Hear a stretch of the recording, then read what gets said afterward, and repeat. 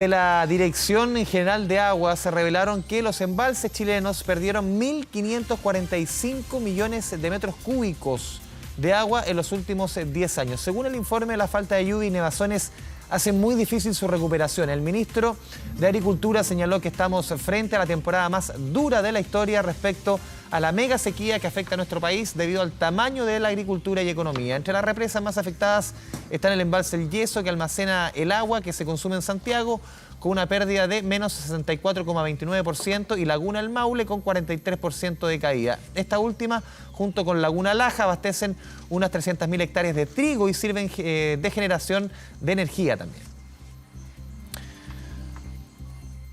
Profundizamos en este tema junto a Guillermo Donoso, académico de Agronomía de la Universidad Católica. Guillermo, bienvenido a Canal 24 Horas. ¿Cómo te va? Muy buenas tardes. Muy buenas tardes. Lo primero, lo decíamos en la presentación del tema, ¿estos números negativos significan un retroceso sin vuelta atrás, derechamente? No diría sin vuelta atrás. Sí es una de las sequías más largas en los últimos 60 años. A nivel nacional, con 77% de déficit hídrico, con los datos que señalabas. Sí va a tener impactos importantes.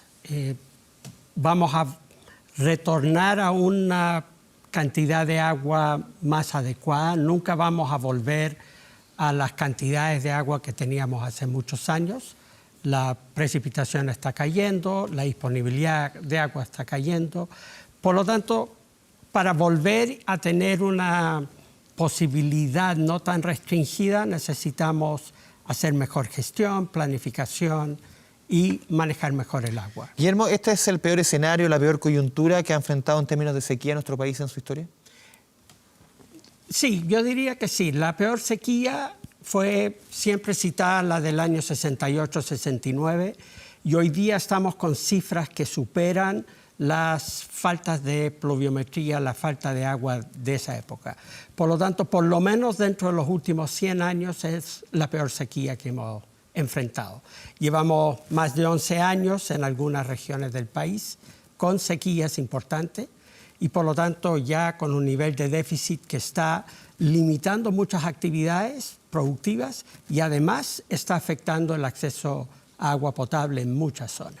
Parte de la política del gobierno, por ejemplo, ha sido el anuncio de construcción de embalses. Muchas de las construcciones de estos gigantes de cemento demoran 10 años, a veces 15 años. ¿Qué hacemos entre medio, Guillermo?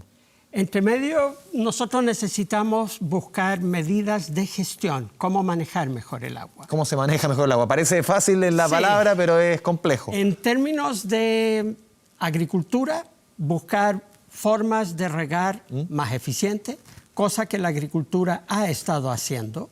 Necesitamos acelerar la adopción de tecnología, necesitamos mejorar el uso de agua a nivel urbano, también en forma muy crítica. Y un concepto que tenemos que hacer es buscar cómo reusar más agua. El agua tratada es una fuente importante de agua que otros países lo usan significativamente en la agricultura. Eso es una ventaja porque está alejada de la variabilidad climática, porque siempre producimos esa agua. Entonces, mejoras en eficiencia, mejoras en productividad, cosas inmediatas que se pueden hacer. Además, distribuir las aguas mejor, buscar cómo minimizar pérdidas en la distribución de agua. Entonces, hay medidas que se pueden tomar. ¿Qué porcentaje del consumo de agua en nuestro país es de origen domiciliario, podríamos decir?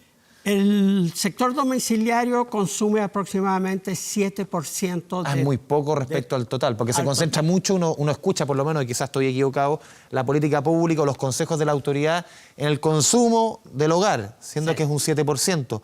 ¿Está equivocada esa política comunicacional o quizás hay una política en términos industriales o del agro que quizás nosotros no vemos?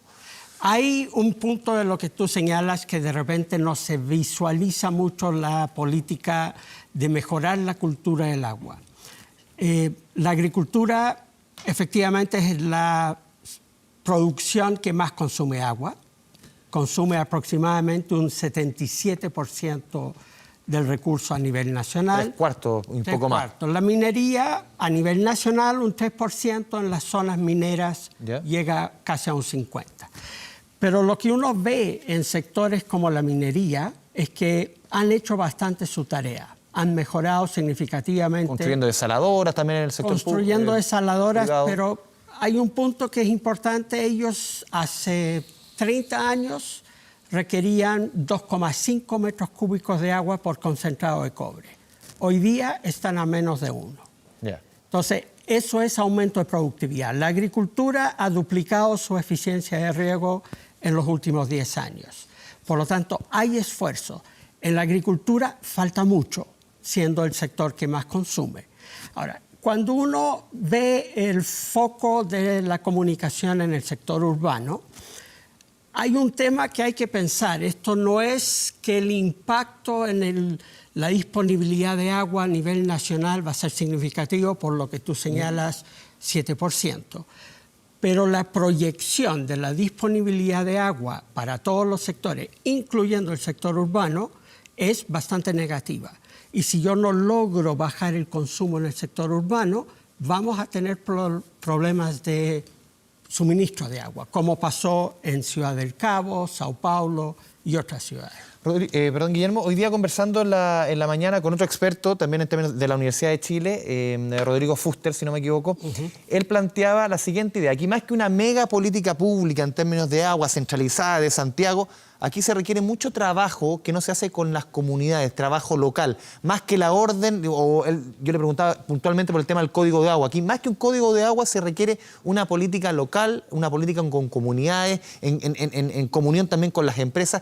¿Falta de eso en vez de esperar que el código de agua lo regule todo también? ¿Que también es otro paso? ¿O tú crees que la teoría quizá o ese camino no es el más adecuado? Yo comparto lo que decía Rodrigo Fuster. Hoy día, más que un tema legislativo, es un tema de gestión. Hay reformas que se requieren en el Código de Aguas, pero para poder avanzar, para que el agua no sea un limitante como está siendo hoy día, se requiere más gestión. Y esa gestión es en cada localidad. Cada cuenca, cada localidad tiene sus particularidades. ¿Cómo se hace ahí, Guillermo, para que un gran empresario, para que una gran empresa agrícola ceda esos derechos? En el fondo uno puede hacer un muy buen trabajo, pero en el fondo hay derechos de agua que han sido entregados de una manera que a muchos critican, pero ¿cómo se hace ese trabajo?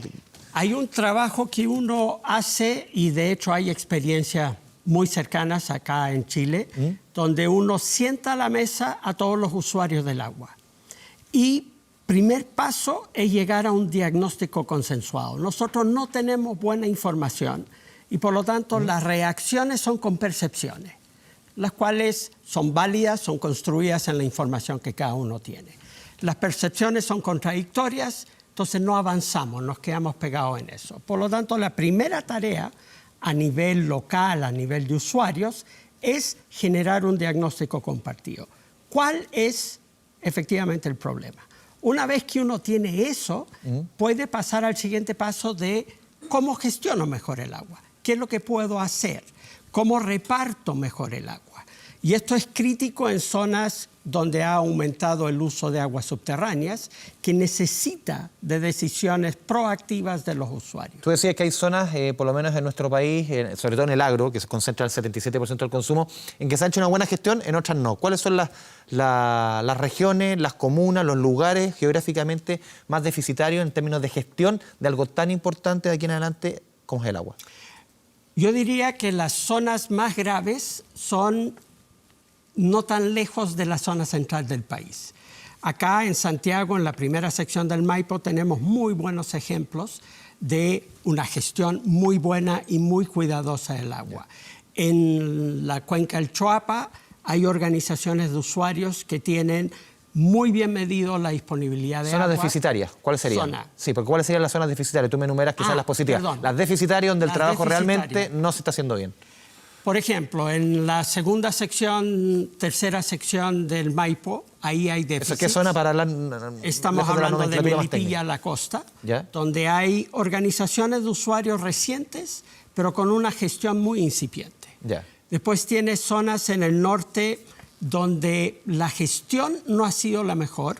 Ha empezado a mejorar, por ejemplo, la cuenca de Copiapó. Huasco es una zona donde ha avanzado fuertemente, era claramente un tema de gestión deficitaria. Guillermo Donoso, muchas gracias por esta conversación con Canal 24 Horas. Muy Muchas buenas gracias. tardes.